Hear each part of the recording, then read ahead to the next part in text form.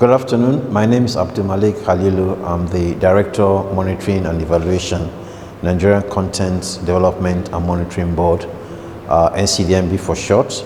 It's a federal government agency in Nigeria responsible for promoting local content in the oil and gas industry. For us, the role of local content in industrialization in context of Nigeria is simply the oil and gas industry in Nigeria is about over $10 billion industry spend per annum when you combine capital expenditures and operating expenditures. It also accounts for over 80% of our foreign exchange earnings and also about 70% of our budget funding. So it's a very important sector in Nigeria. Now, why we decided to promote local content in the oil and gas industry is because of this huge investment outlay every year. And most of the inputs that are required in the oil and gas industry, be it manufactured materials, tools, skills, actually come from other sectors of the economy. So our vision is basically to use the oil and gas industry for the industrialization of the Nigerian oil and gas sector and its linkage in industries. Now, let me bring it in context. If you look at a typical engineering, procurement, and construction project in the oil and gas industry, about 56% of that spend is on manufactured materials, which means you need oil field chemicals, you need valves, you need oil rigs, and so on. What that means is that you have to develop the manufacturing sector for you to be able to service and meet the local content requirements in the oil and gas industry. So as you develop capabilities in the manufacturing sector, you're industrializing the economy, because industrialization comes with high tech, comes with manufacturing. If you look at the skills that are required in the industry, as we move into deep offshore operations, very sophisticated subsea engineering capabilities are required.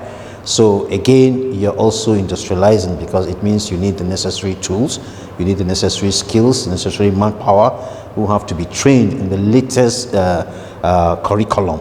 And that means you're also industrializing. So I can go on with several examples, but for us, that is how we see local content as playing a very significant role in industrializing the other sectors because of the huge linkage opportunities it offers. Okay, regional countries have an important role to play. I'll give you, if you look at Nigeria, we sit on 37 billion barrels of crude oil reserves. We sit on over 210 trillion standard cubic feet of gas, huge resource. But then if you look at Africa, we're talking about over 125 billion barrels of crude oil reserve, over 800 trillion standard cubic feet of gas. So what that means is that if you look at regional contribution, it's bigger than looking at it from a local contribution. So what that means is that as we go into discussions around local content, we must look beyond our borders so that we can optimize the population, we can optimize the GDP across different African countries, and also ensure that the capacities that exist in different African countries are harnessed and build the necessary capabilities. If you look at the models across the European Union, today when you talk about BMW, you assume that, oh, because it's a German product, right? But when you look at the different parts, the tires, the headlamps, and so on, you discover that they come from different parts of Europe. And that is because they have a harmonized tariff system, they have standardized their requirements, their specifications, and then also they've standardized their curriculum. So in essence, what regional countries need to do is to come together and have a Pan-African approach to local content, so that local content in Nigeria reflects Ghana, Mozambique, and so on.